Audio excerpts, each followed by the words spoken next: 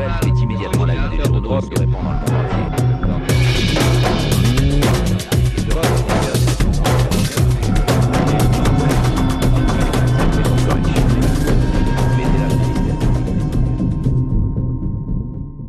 Vous le connaissez tous, hein, parce que les gens de télévision ont un avantage sur les gens de presse écrite, c'est qu'on les voit. Alors, mais Dominique Rizet, d'ailleurs, n'a pas toujours été un homme de télévision, parce qu'il est journaliste et il a travaillé aux dernières nouvelles de Versailles, il a travaillé au Parisien et à François, je crois. Donc, et puis, alors bon, la télé, Faites entrer l'accusé avec Christophe Ondelat, et puis maintenant Frédéric Lantieri, que je connais assez bien, puisqu'il a fait ses premières armes au quotidien de Paris, où je sévissais aussi avant ce journal de ferme, mais nous n'avons qu'une petite part de responsabilité dans la faillite de l'entreprise. Alors, Dominique Rizet, l'intitulé qu'il y a sur le programme, c'est Faites entrer l'accusé et alors ou ES, et j'imagine qu'il va nous parler, c'est plutôt avec au pluriel, et qu'il va nous parler de quelques-unes de ces personnages qu'il a croisés dans sa carrière, puisqu'il est reconnu maintenant quand même comme un des meilleurs spécialistes des enquêtes policières. Dominique. Merci beaucoup, merci Claire, merci à vous tous d'être ici, merci à Didier Gallo de m'avoir invité. Je retrouve plein d'amis ici, beaucoup de personnes que j'ai le plaisir de fréquenter régulièrement. Jean-Louis qui est un ami, monsieur le juge qu'on a reçu à BFM, je travaille à BFM aussi maintenant, Madame Pelletier. Et donc oui, c'est vrai que c'est une grande injustice dans le journalisme de constater qu'il faut faire de la télévision pour être un journaliste connu ou reconnu, ce qui est absolument absurde, parce que les excellents journalistes sont ici au Sable d'Olonne, dans la presse locale, qui tous les jours font d'excellents papiers sur des affaires d'ici, et ce sont malheureusement des journalistes dont on n'entendra pas parler sur le plan national, et qui ne seront jamais des journalistes connus, mais qui sont en tout cas pour nous tous journalistes, les vrais journalistes de terrain, les journalistes reconnus. Et c'est pas Rizet qui fait de la télévision qui va changer quoi que ce soit au journalisme, ce sont les autres. Donc moi j'ai fait du journalisme et de la presse écrite et j'ai commencé comme ça. Et j'en suis très très fier. J'ai fait beaucoup d'affaires criminelles, beaucoup d'affaires judiciaires, ce qui m'a amené aujourd'hui à me spécialiser. Puis on a lancé Faites entrer l'accusé. Donc je suis très fier d'être ici à ce festival, participer à ce festival, de parler de Simenon. Et puis pour l'anecdote, j'ai vu tout à l'heure sur internet que Simenon avait écrit 192 romans, Georges Simenon. Et bien figurez-vous qu'aujourd'hui, on vient de diffuser le 192e Faites entrer l'accusé. C'est un beau hasard, hein, le 192e. Alors, on en a 5 ou 6 d'avance encore, mais le 192e vient d'être diffusé. Je trouve que c'est une belle coïncidence et un bel hommage à Georges Simenon. Qu'est-ce que donc moi je vais vous parler des femmes criminelles, hein, et je dis femmes criminelles sciemment parce que le mot assassin est un mot qui est exclusivement masculin, qui n'a pas encore son pendant féminin. Là encore j'ai vérifié ce matin sur internet, je suis allé voir, donc ça n'existe pas. L'écrivain est devenu une écrivaine, l'auteur est devenu une auteure avec un E. On dit monsieur le juge, madame le juge, il faut faire très attention maintenant parce que pour les ministres c'est pareil, quand on interviewe des ministres et qu'on dit madame le ministre, on se fait reprendre, non madame la ministre, et quand vous dites madame la ministre, il y a des ministres qui ne pourront pas en disant non, appelez-moi madame le ministre.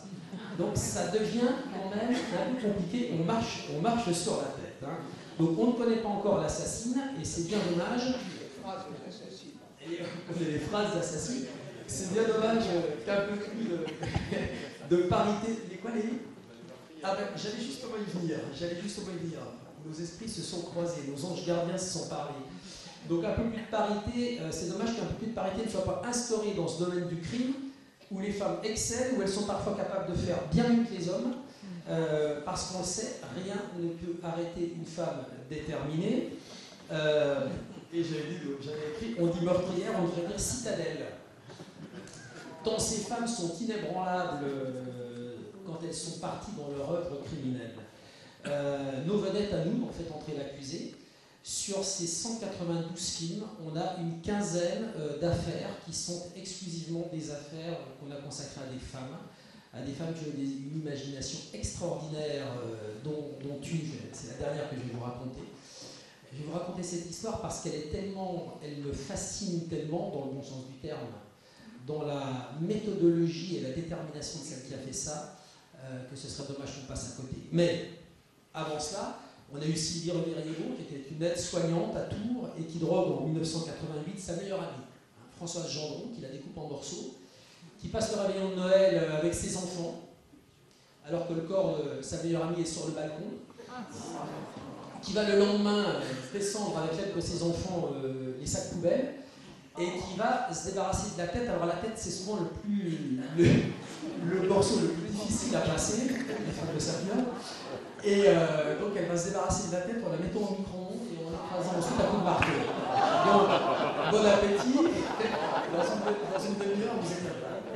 Non, mais il faut savoir, enfin, c'est arrivé, et c'est vrai que dans les rédactions, tu le sais, dans les rédactions, c'est vrai que on en rit parfois, puis on arrête de rire parce qu'on se dit c'est pas possible.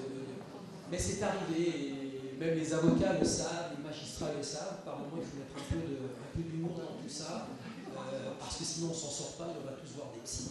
Ou on devient à notre tour des assassins. Nos assassins s'appellent aussi Jamila Belkacem, menteuse, empoisonneuse, meurtrière et adultère. Je vous laisse remettre ça dans le bon ordre. Et c'est en exhumant le corps de sa victime, qui était un vétérinaire, qu'on s'est aperçu qu'il avait été empoisonné. Le poison, c'est souvent l'arme de la femme. Pas de Madame Consboulboul, qui elle est condamnée pour la mort de son gendre Jacques Perrault, qui a été tué par balle, mais on pense qu'il y avait un intermédiaire. On n'a jamais vraiment connu la vérité sur cette histoire. D'une femme extraordinaire. J'ai écrit un livre avec elle, qui s'appelle La boîte à oubli. On a passé 2-3 mois. La boîte à oubli, c'est la prison de Fleury-Mérogis où elle a passé 10 ans.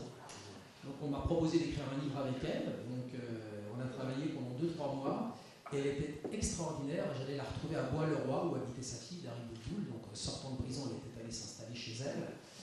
Et on allait tous les jours déjeuner ensemble à la pizzeria du coin. Et sa fille lui disait, maman, tu sais que tu es malade, il faut que tu fasses attention à ta santé, donc tu manges quelque chose de léger. Et quand elle arrivait au restaurant, elle prenait une escalope normande avec plein de frites. Et elle m'emmenait dans ses mensonges parce qu'elle me disait, Dominique, il ne faut rien dire à Dari. Madame Cons, il faut manger correctement, pas des... Et quand on rentrait, eh bien, je me retrouvais embarqué dans son mensonge parce que Dari Boudboul lui disait, Dominique, maman a mangé... Et je ne voyais pas le milieu, il y avait un gros arrière qui faisait... Donc, une extraordinaire menteuse, fascinante. On a eu Florence Féderlé qui a tué son mari Yves parce qu'il la trompait, parce qu'il l'humiliait. On s'en est aperçu après, on pensait que c'était un couple irréprochable, que cet homme qui était magnifique, elle était très belle, elle aussi respectait sa femme, et bien bon. Donc elle l'a tué, elle lui a coupé les mains et les pieds, pensant qu'on aurait plus de mal à l'identifier, ça n'a pas marché. On a eu Denise Soares. Alors ça, c'est un fait d'entrée l'accusé qui est tourné, qui n'est pas encore diffusé, ne le ratez pas. On l'a appelée la Veuve Noire. C'est une Brésilienne qui épouse un fleuriste français de Besançon, Grenoble, par là. Et ils ont un enfant et ils partent au Brésil. Elle l'emmène visiter son pays qu'elle aime, donc elle l'emmène au Brésil. Elle revient toute seule avec leur fils. Et les beaux-parents disent, mais où est notre fils? Ben, il aime le Brésil, il a décidé de rester là-bas, et il a demandé à ce que vous le laissiez en paix quelque temps, il se manifestera. Donc retour du Brésil à la fin des vacances, mois d'août. Au mois de décembre, elle passe Noël avec ses beaux-parents et son fils. On a récupéré les vidéos, la famille chante, on n'a toujours pas de nouvelles du fils. Et pour cause, le fils, il est enterré sur une plage du Brésil. Elle l'a empoisonné aussi. Mais elle l'a empoisonné façon méthode moderne, elle lui a fait manger du manioc. C'est la plante que tout le monde consomme au Brésil, sans oublier avant de la préparer, parce que le manioc est toxique, l'écorce est toxique, donc elle lui fait manger du manioc qui n'a pas été préparé, elle l'empoisonne, il meurt et on va le retrouver enterré là-bas sur une plage du Brésil. L'émission est belle, enfin, c'est une émission à voir. Simone Weber, je ne vais pas vous en parler parce que le juge est passé avant moi, il l'a fait. Est-ce qu'il vous a raconté cette anecdote qui est en dehors de l'histoire, mais qui appartient à l'instruction et à l'enquête? Simone Weber a des choses à lui dire. Elle est donc extraite de prison, présentée au juge Thiel. Elle lui raconte un peu plus de choses. Qu'est-ce qu'elle avait dit déjà? Et le juge décide, avec les policiers, de la raccompagner en prison. Ce jour-là, il neige. Tous s'arrêtent dans un cimetière. Elle demande à s'arrêter au cimetière où est enterrée sa fille chérie, qui est morte quand elle avait 20 ans. Madame Weber ne s'en est jamais remise. Pourquoi? C'est normal. Et donc il s'avance vers la tombe. Le juge Thiel raconte, on marche dans la neige, j'ai un grand par-dessus, elle est accrochée à mon bras. Je la laisse devant la tombe de sa fille, je me recule de quelques pas, elle se recueille, elle revient vers moi, elle me dit, est-ce que je peux aller voir une autre tombe, s'il vous plaît? Donc ils partent tous les deux, ils font une vingtaine de mètres, ils vont vers cette autre tombe. Ils vous la racontent ou pas? Non. Ils vont vers cette autre tombe, et là c'est un homme de 40 ans qui est enterré ici, et Gilbert me dit, moi je ne connais pas cette tombe, je ne sais pas qui c'est, son nom n'est pas dans le dossier, je ne sais pas qui est ce type. Et donc je la laisse se recueillir aussi, et puis elle revient vers moi, et je regarde la pierre tombale, et je dis à Simone Weber, dites-moi madame, il était un peu jeune lui. Et donc elle me prend par la manche et elle me dit, vous êtes taquin monsieur le juge. Ça c'est une histoire de Thiel. On a Rodica Negroni, une roumaine, émission diffusée qui tue ses maris successifs. Jacqueline Pontieux qui tue son mari parce que le lendemain ils ont rendez-vous à la banque et il va découvrir qu'elle, qui tient les comptes, a ruiné le couple. Ils ont un petit bar tabac donc elle le tue. Et puis on a Madame Courgeot. Madame Courgeot qui est alors assassine, pas assassine, délit de grossesse, mais qui a quand même une phrase magnifique. Qui est une phrase qui est notée par l'expert psychiatre qui s'appelle le docteur Ben Soussan. Elle et son mari sont entendus, donc questionnés par les experts, l'expertise psychiatrique, et ils vont dire à l'expert, écoutez bien ça, ça fait partie de l'histoire, à propos de leurs deux enfants vivants, est-ce qu'on dit survivants, enfin leurs deux enfants, l'un des deux enfants grossit un peu, et ils vont dire au psychiatre, bah oui, parce que depuis cette affaire, le pauvre, il s'est réfugié dans le frigo.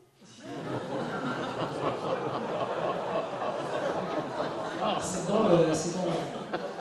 dans l'expertise du docteur Ben Soussan. Le père va dire aussi, là c'est pas la même, le père va dire pour l'anecdote qui n'en est pas une aussi, à propos de ce qui s'est passé, je n'ai pas eu l'embryon d'un doute. Écrit aussi. Mais alors, celle que j'aimerais vous raconter, parce que c'est quand même la plus belle, que je retrouve les petites notes où j'en suis. Voilà. Celle qui m'a vraiment scotché. Je pense que des 192 émissions qu'on a faites, ça reste toujours celle qui me fascine. Et je ne comprends pas comment on est passé à côté de cette histoire sans... Parfois, on réalise que certaines affaires nous ont échappé parce que, quand on regarde dans l'actualité à l'époque, il y a eu une guerre du Golfe, un 11 septembre, un mondial de football, et en fait des événements qui laminent tout, c'est vrai, hein, et qui laminent tout et qui font disparaître ces affaires qui pourtant sont des affaires du moment. Alors, celle-là, on n'avait pas vu passer, donc on l'a rattrapée par les cheveux, cette histoire. Et écoutez bien ce qui s'est passé. C'est une femme qui s'appelle Nicole Zawadzki, qui tue son mari avec la complicité de son amant. L'amant, c'est un médecin de campagne auquel elle a retourné le cœur et la tête, et cette émission, on l'a appelée Les Amants maudits. Alors,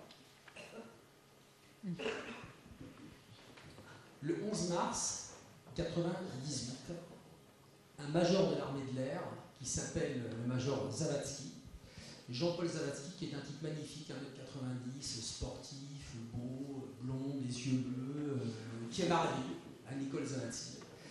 Ils ont une petite fille de 10 ans, meurt. Il meurt un mois après son retour d'Afrique, au Gabon, où il est allé effectuer une mission avec les militaires de la base aérienne de Tours, où il est affecté. Et il revient d'Afrique et il tombe malade, donc des vomissements, des diarrhées, et au bout d'un mois, il meurt.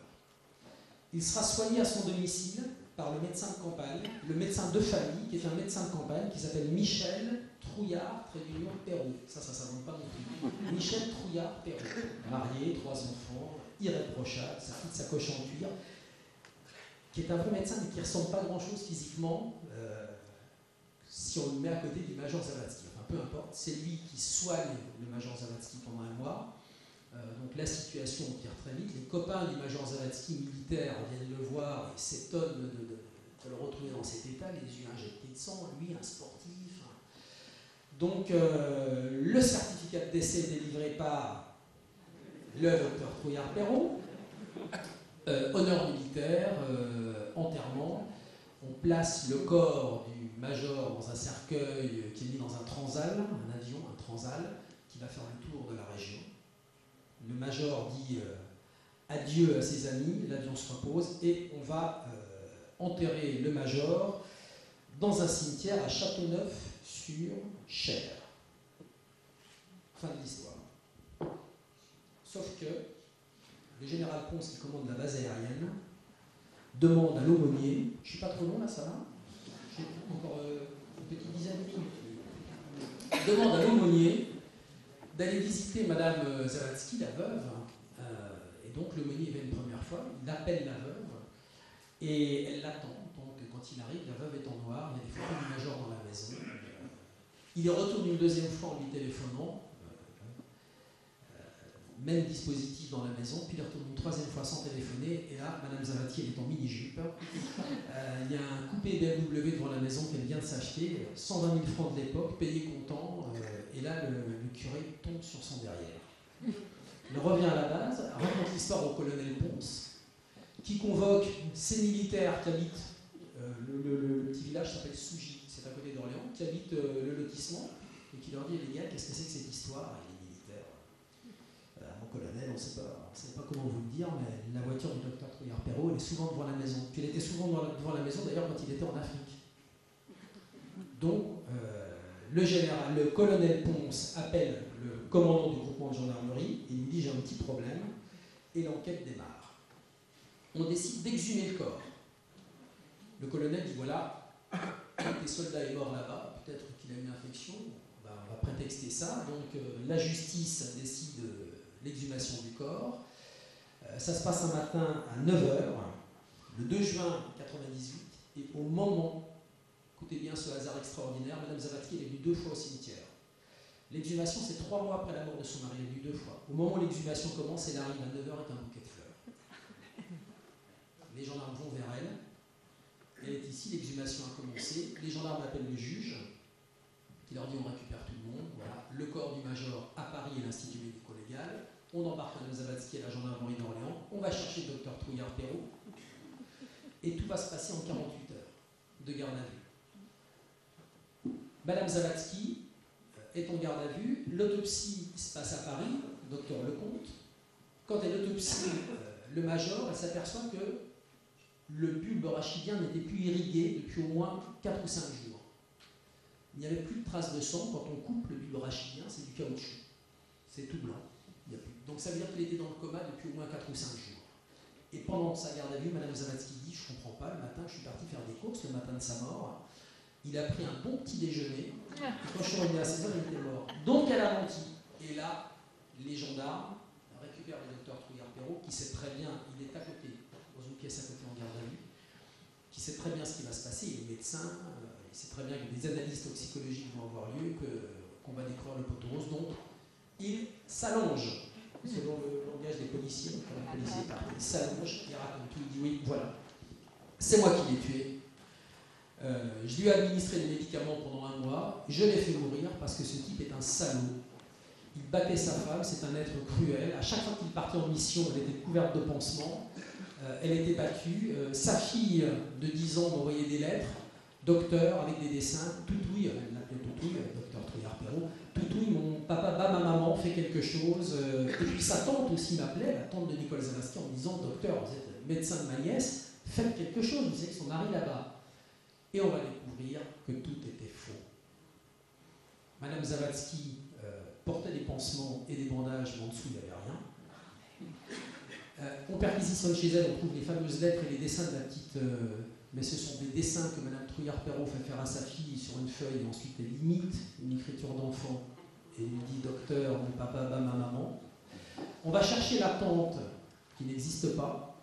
C'est Madame Zavatsky, Nicole, qui téléphone au médecin, qui change sa voix, qui se fait passer pour une vieille dame et qui lui dit il faut faire quelque chose pour sauver ma nièce. Donc le docteur Trouillard-Perrault a été complètement manipulé par cette femme qui va ramasser, elle, 25 ans de prison, lui, 22 ans. Il ne fera pas appel. À l'audience, pendant le procès aux assises, il a réalisé, il a compris que cette femme l'avait manipulé, qu'elle s'était moquée de lui. Il a continué à l'aimer, dit-on, le premier jour du procès, puis ensuite il a compris. Donc elle a fait appel, il n'a pas fait appel. De 25 ans, elle est passée à 28 ans. L'histoire de Madame Zavatsky, qui est quand même une magnifique meurtrière. J'en ai terminé. Merci.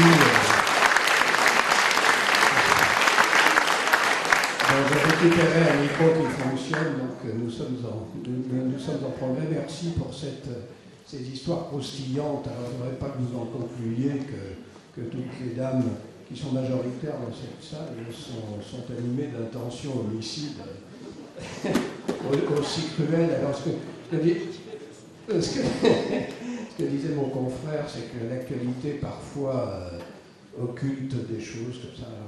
Il y avait un journaliste qui travaillait au Point qui a pris sa retraite aujourd'hui et qui disait toujours « c'est cette saloperie d'actualité qui nous gâche nos meilleurs papiers ».